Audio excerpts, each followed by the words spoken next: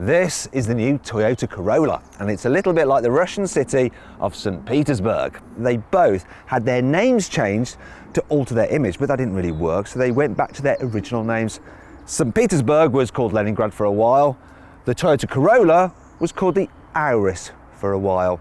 You know, this is Toyota's answer to the Ford Focus and the Volkswagen Golf, but the starting price is just a little bit more than those cars. So yeah, it starts from £21,000, but you can save almost £2,000 on one through CarWow. Now, if you want to see how much you can save on a new car, or to just make sure you're paying the right price for a car you're looking at, click up there on the pop-out banner in the top right corner of the screen, or on the link below the video to go to CarWow. You can check out our latest deals from our reputable dealers. Now, the Auris and the old Toyota Corolla before it had a reputation for being worthy but dull cars. But look at this one, it's not, it's exciting. I mean, this is the range-topping version, so you have stuff like bigger wheels and some shinier bits of trim. The lesser models aren't quite so swanky, but they are still pretty cool looking. And the grille, it stands out. You've got these sleek headlamps. Oh my gosh, a Toyota hatchback that is interesting to look at. Please, please, please continue on the inside. Will it? Oh yes, they have.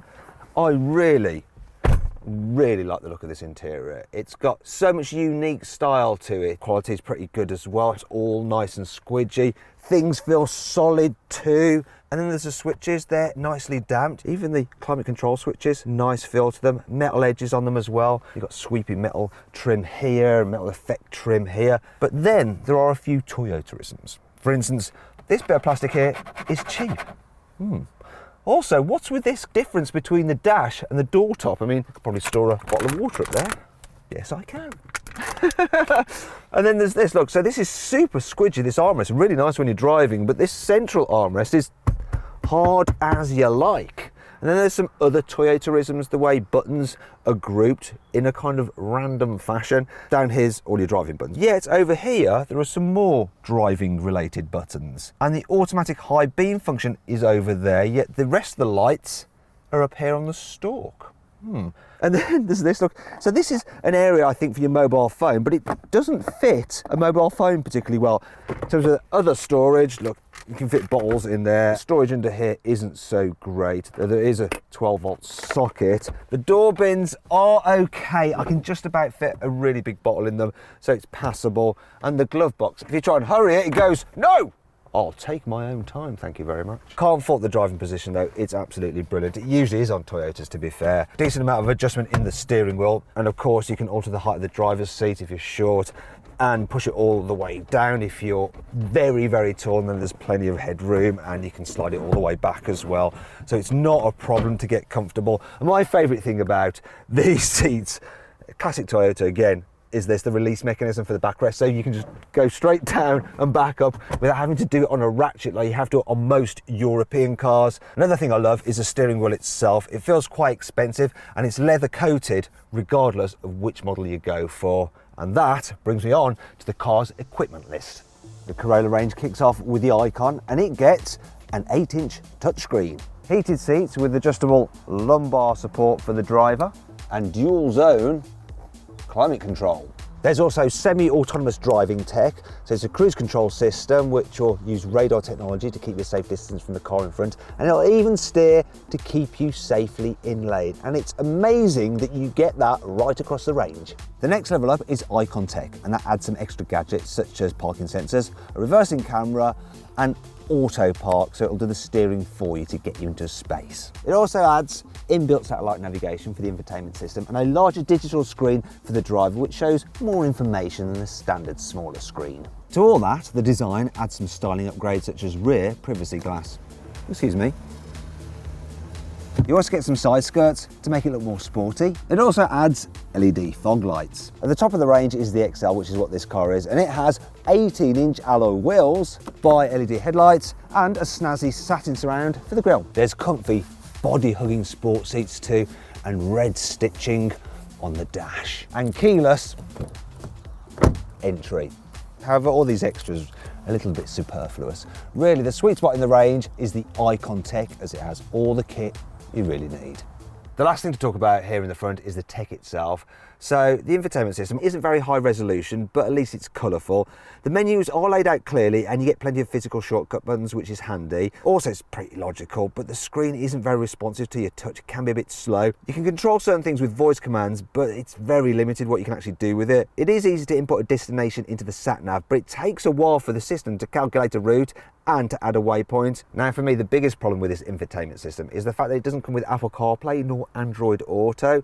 However, it will be added in future, and if you buy a car now, you'll be able to have it retrofitted.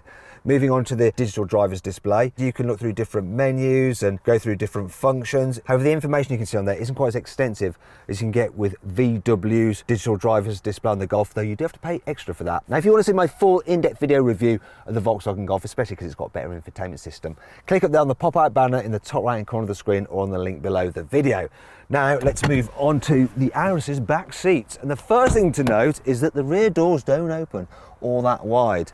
Another thing is that, well, it's just a little bit more cramped in the back in terms of knee room than its key competitors. Headroom, that's all right-ish. The main problem is this, the sloping roofline. So when you look to the right, you're just staring at that, and the window seems quite low down, so that all makes it feel a bit dark and dingy in here, especially with this black interior trim. One saving grace is that the rear windows do go all the way down. So the materials here are hard plastics, though it's the same story in the back of a Volkswagen Golf. Though this armrest here is absolutely lovely, so it's quite good to just lean on if you're on a longer journey. But what about if you need to carry 3 people at once? Well, there's not too big a hump in the floor.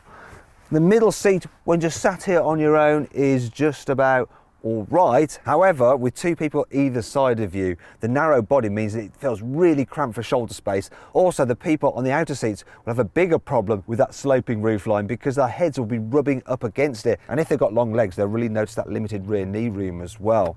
I also want to point out this, yes, you do have an armrest, a couple of cup holders, which is quite handy. What is missing from here, though, is any kind of like charging ports in the rear.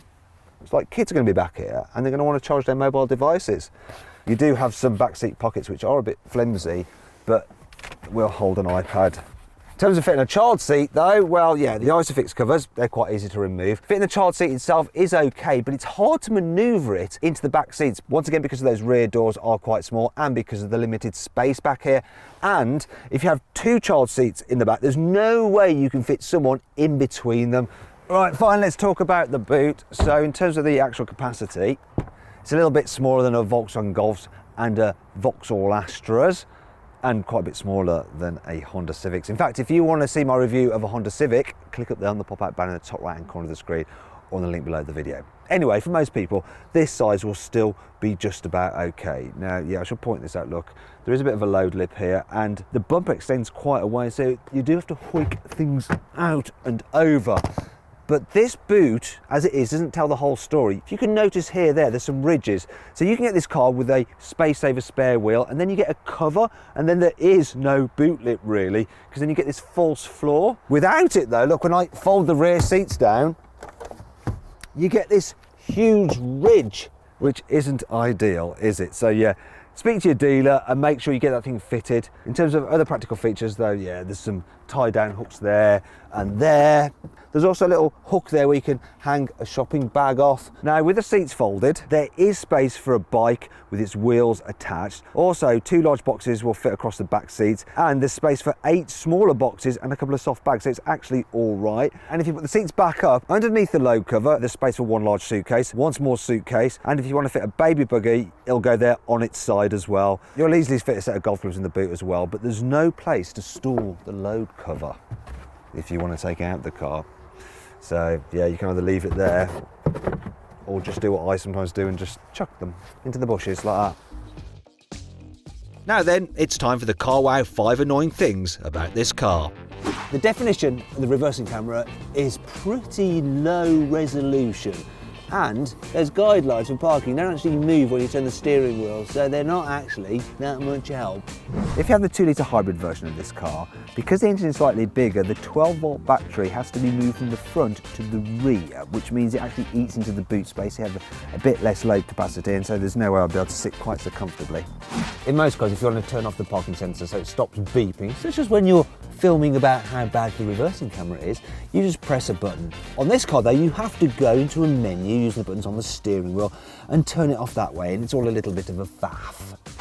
You don't get door bins here in the back, just a cup holder. So you can only fit like a bottle or a cup in there. However, it actually says for you not to fit a cup. Oh. For quite an aggressive looking car, it has a really wimpy sounding horn. Listen to this. It's a little bit like, oh, sorry, would you mind getting out of the way? It's not all negative though. Here's 5 good things about this car. This little fin here near the door mirror, and another one integrated into the headlight, help reduce wind turbulence so you get less wind whistle when you're driving on the motorway.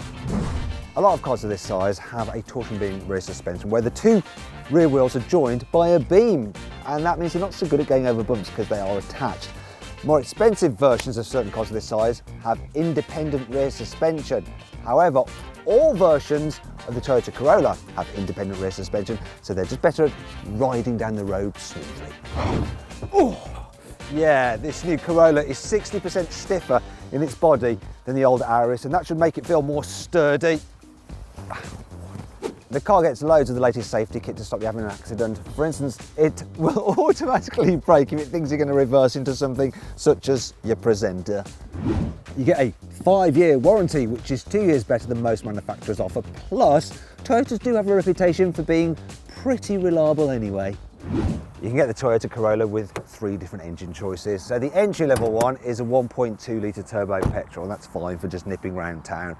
But I reckon you're better off upgrading, spending an extra £2,000 for the 1.8 litre hybrid, which is what this is. So you've got an electric motor and a battery to help boost economy and give you tax-busting emissions. Now, the engine isn't the fastest, 0 to 60 in just under 11 seconds. So if you want a bit more performance, you can get a 2 litre hybrid version, which gives you economy and decent performance, 0 to 60 in just under 8 seconds. So yeah, quite quick actually. However, it will cost you an extra £4,000, so it's probably not worth doing.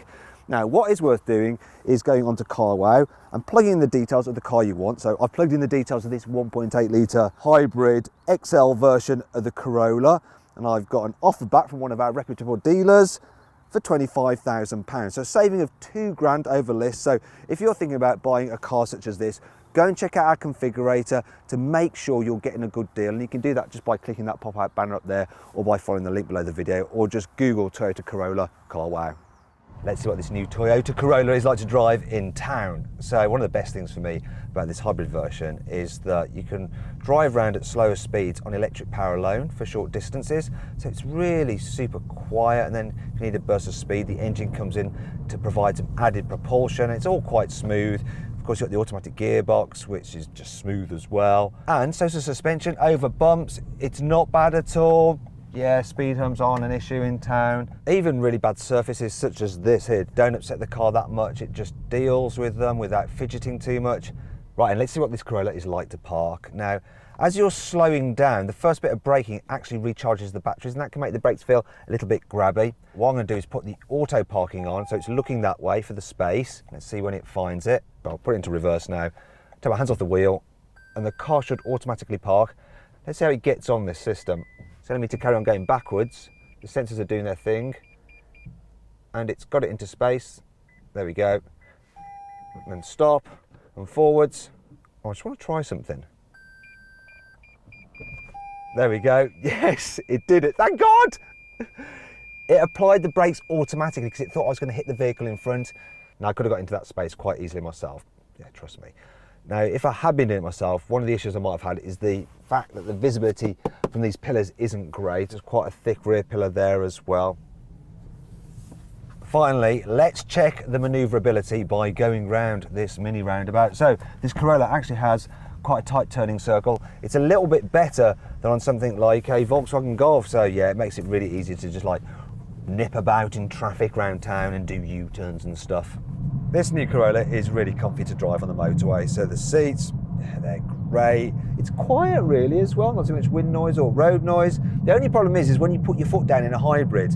So listen to this. So I need to overtake someone, 50 miles an hour to come on to 70. That's 70.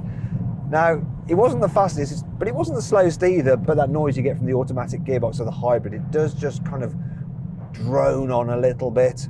Still, what I can't fault is the economy. So I've done quite a few miles in this car, mixture of town and motorway driving, and I've averaged 58 miles per gallon. So yeah, you do not need a diesel. That is impressive.